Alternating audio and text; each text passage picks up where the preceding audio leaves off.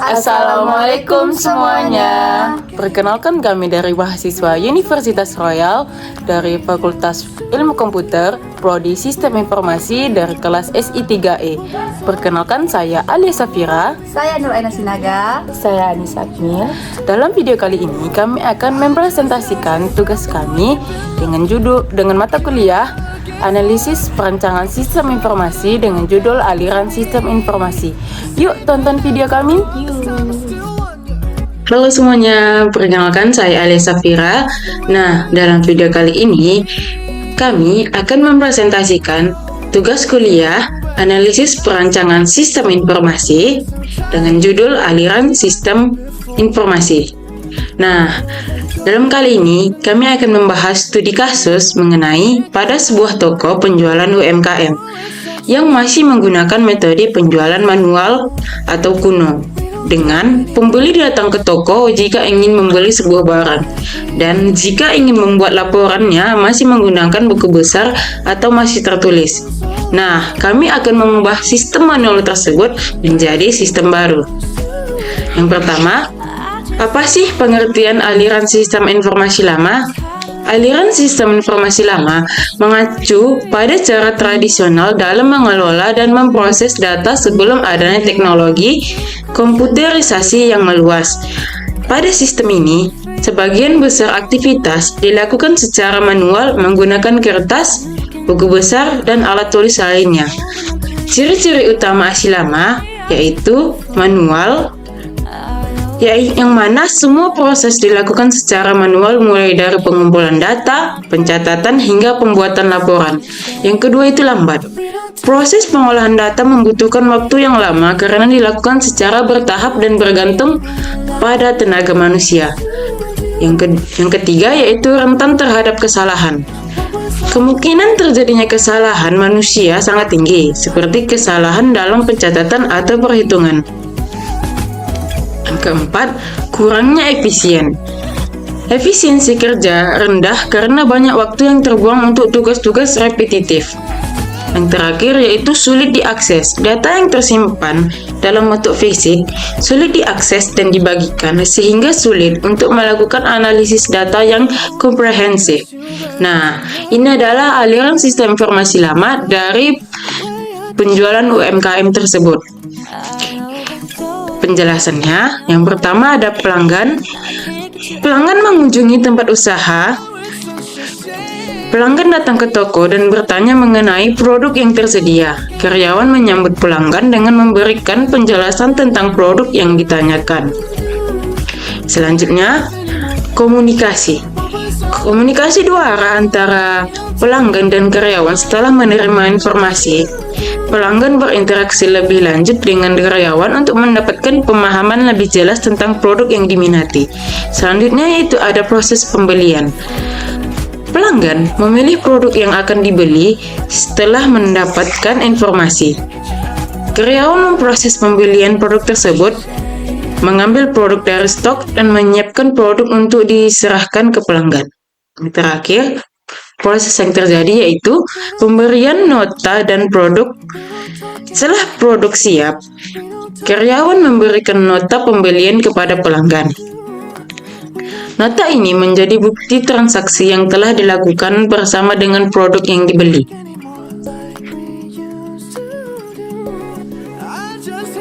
Nah, selanjutnya ada aliran sistem informasi baru. Apa sih pengertiannya? Aliran sistem informasi baru adalah suatu pendekatan modern dalam mengelola dan memproses informasi yang memanfaatkan teknologi komputer secara intensif. Berbeda dengan ASI lama yang masih banyak mengandalkan proses manual. ASI baru mengotomatiskan berbagai tugas sehingga meningkatkan efisiensi, akurasi, dan kecepatan dalam pengolahan data. Ciri-ciri utama ASI baru yaitu otomatisasi. Sebagian besar proses dilakukan secara otomatis oleh komputer, mulai dari pengumpulan data, pengolahan, hingga penyajian informasi. Selanjutnya ada integrasi. Berbagai sistem informasi diintegrasikan menjadi satu kesatuan yang terhubung, sehingga data dapat diakses dan dibagikan secara real time. Yang ketiga ada basis data. Data disimpan dalam basis data terstruktur yang memungkinkan pencarian dan analisis data yang cepat dan mudah. Yang keempat, ada jaringan. Sistem informasi terhubung melalui jaringan komputer sehingga memungkinkan akses jarak jauh dan kolaborasi antar pengguna. Yang terakhir, ada orientasi pengguna. Sistem dirancang dengan fokus pada kemudahan penggunaan dan kebutuhan pengguna. Nah, ini dia adalah aliran sistem informasi baru pada studi kasus penjualan UMKM. Pembahasannya, yang pertama itu ada pelanggan. Pelanggan membuka menu pendaftaran akun dan mengisi formulir pendaftaran. Yang kedua, data pendaftaran pelanggan akan diinput ke dalam sistem dan disimpan dalam database. Yang ketiga, pelanggan yang sudah memiliki akun dapat melakukan login dengan memasukkan email, kata sandi, dan level akses. Yang keempat, sistem akan memvalidasi data login pelanggan dengan data yang tersimpan dalam database. Jika validasi berhasil, pelanggan diarahkan ke halaman utama atau home menu pelanggan. Proses yang kedua yaitu proses pemesanan dan pembayaran oleh pelanggan. Pertama, setelah login,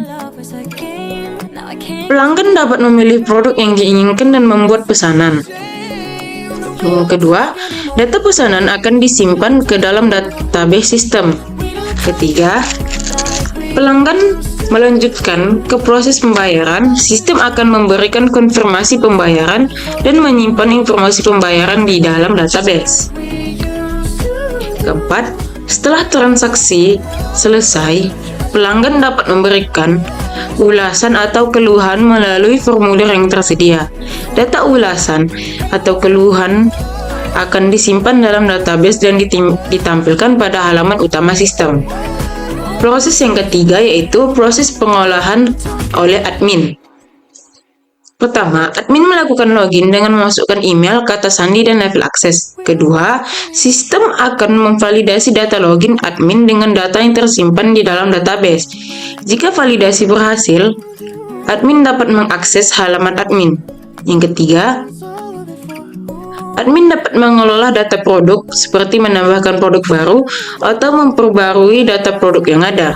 Keempat, admin dapat melihat daftar pesanan pelanggan dan mengelola proses pengiriman barang hingga barang diterima pelanggan. Yang kelima, admin dapat melihat laporan transaksi yang tersimpan di database serta mencetak laporan sebagai referensi atau dokumentasi sistem. Nah, dari perbedaan sistem lama dengan sistem baru ini bisa dilakukan dari rumah dan dari mana saja tanpa harus datang ke toko. Sekian dari penjelasan saya, materi selanjutnya akan disampaikan oleh teman saya. Saya Anissa Akmil, saya akan melanjutkan penjelasan dari teman saya sebelumnya. Di sini saya akan menjelaskan pengertian data flow diagram atau DFD. DFD adalah alat visual yang digunakan untuk menggambarkan aliran data dalam suatu sistem secara logis. DFD membantu kita memahami bagaimana data bergerak dari satu proses ke proses lainnya, dari satu entitas ke entitas lainnya, dan bagaimana data disimpan. DFD sering digunakan dalam analisis sistem untuk memodelkan sistem yang ada atau yang akan dibangun. DFD level 1. Berikut gambar DFD level 1 pada program sistem penjualan UMKM. Proses kerja. Yang pertama, input data. Admin memasukkan data pelanggan baru, produk baru, dan melakukan update data yang sudah ada. Customer melakukan pemesanan produk melalui sistem. Pemilik toko memasukkan data pembelian barang baru. Pengolahan data. Pengolahan data master, data pelanggan, dan produk yang diinput oleh admin akan disimpan dalam database sebagai data master. Pengolahan pesanan. Data pesanan yang masuk dari customer akan diolah, termasuk perhitungan total harga dan stok barang. Pengolahan laporan. Sistem akan menghasilkan berbagai laporan seperti laporan penjualan, laporan stok barang, dan laporan keuangan. Alur data. Data pelanggan, produk, dan pesanan saling terkait. Misalnya, data pesanan akan merujuk pada data produk data produk dan pelanggan yang terkait. Data pembelian atau purchase order akan mempengaruhi data produk atau stok barang. Yaitu pengertian konteks diagram atau CD. Diagram konteks adalah level tertinggi dalam data flow diagram atau DFD yang memberikan gambaran umum atau keseluruhan tentang suatu sistem. Diagram ini berfungsi untuk mendefinisikan batas sistem, mengidentifikasi entitas eksternal yang berinteraksi dengan sistem, serta aliran data utama yang masuk dan keluar dari sistem. Diagram konteks atau CD. Berikut diagram konteks pada program sistem penjualan UMKM.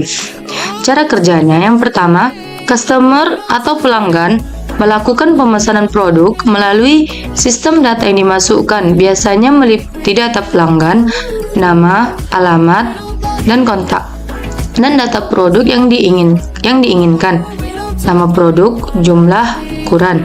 Yang kedua, sistem. Data pesanan yang dimasukkan oleh pelanggan akan masuk ke dalam sistem. Sistem akan memproses data tersebut, termasuk melakukan pengecekan ketersediaan stok. Yang ketiga, admin. Admin dapat memantau semua pesanan yang masuk melalui sistem. Mereka dapat melakukan konfirmasi pesanan, mengubah status pesanan, atau menambahkan catatan khusus pada pesanan tersebut. Yang keempat, laporan. Sistem akan menghasilkan berbagai laporan yang berguna bagi pemilik toko, seperti laporan penjualan atau total penjualan produk terlaris, dan laporan stok barang atau barang yang hampir habis, barang yang kelebihan stok. Alur datanya, data pelanggan, produk, dan pesanan saling terkait. Misalnya, data pesanan akan merujuk pada data produk dan pelanggan yang terkait. Data yang masuk ke sistem akan disimpan dalam database untuk kemudian diolah dan menghasilkan laporan. Saya Nur Aina Sinaga. Di sini saya akan melanjutkan materi sebelumnya, yaitu pengertian Entity Relationship Diagram atau ERD. Entity Relationship Diagram adalah sebuah diagram yang digunakan untuk menggambarkan hubungan antara entitas atau objek dalam suatu sistem. ERD merupakan alat penting dalam perancangan basis data karena membantu dalam memahami struktur data dan hubungan antar data sebelum implementasi. Selanjutnya, berikut Entity Relationship Diagram pada program sistem penjualan UMKM. Nah, yang pertama entitasnya adalah admin. Elemen ini adalah pusat kendali dalam sistem. Admin memiliki atribut. Yang pertama, nama. Nama admin yang bertanggung jawab. Yang kedua, ID. Identifikasi unik untuk admin. Yang ketiga, no HP. Nomor kontak admin untuk komunikasi. Yang kedua adalah relasi, kelola. Merupakan fungsi atau aktivitas utama yang dilakukan oleh admin. Admin menggunakan fungsi ini untuk mengelola berbagai data dalam sistem. Selanjutnya, database. Tempat penyimpanan data utama. Atribut utama dalam database adalah data yang mencakup semua informasi yang dikelola. Lanjut, entitas transaksi. Proses pencatatan atau pengelolaan aktivitas transaksi. Transaksi ini terhubung dengan elemen-elemen lain untuk mencatat informasi terkait. Lanjut, buku besar. Tempat pencatatan utama yang mengintegrasikan data terkait transaksi, stok, jenis barang, dan nama barang. Menghubungkan antara elemen-elemen seperti stok dan jenis barang. Jenis barang berisi informasi tentang kategori atau tipe barang yang dikelola dalam sistem. Entitas stok berisi data kuantitas barang yang tersedia. Dan yang terakhir, atribut nama bisa merujuk pada nama barang yang spesifik, memberikan detail tentang barang yang dikelola. Lanjut, pengertian flowchart. Flowchart adalah diagram alir yang menggunakan simbol-simbol grafis untuk menggambarkan langkah-langkah dalam suatu proses secara logis dan sistematis. Flowchart sering digunakan dalam berbagai bidang, seperti pemrograman, bisnis, dan teknik, untuk memvisualisasikan alur kerja, algoritma, atau prosedur. Lanjut, berikut flowchart pada program sistem penjualan UMKM.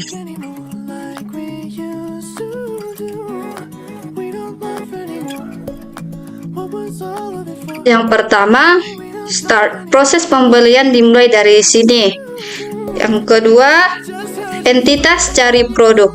Pelanggan mulai mencari produk yang ingin dibeli. Yang ketiga, entitas pilih produk.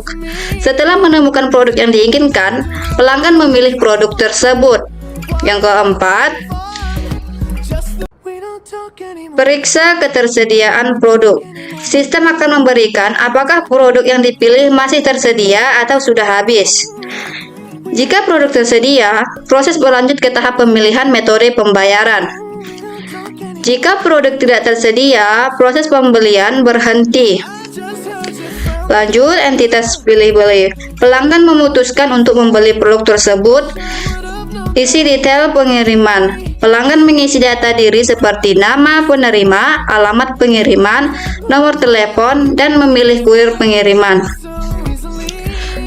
Lanjut, pilih metode pembayaran. Pelanggan memilih metode pembayaran yang diinginkan seperti transfer bank, pembayaran penggunaan kartu kredit, atau metode pembayaran lainnya yang tersedia.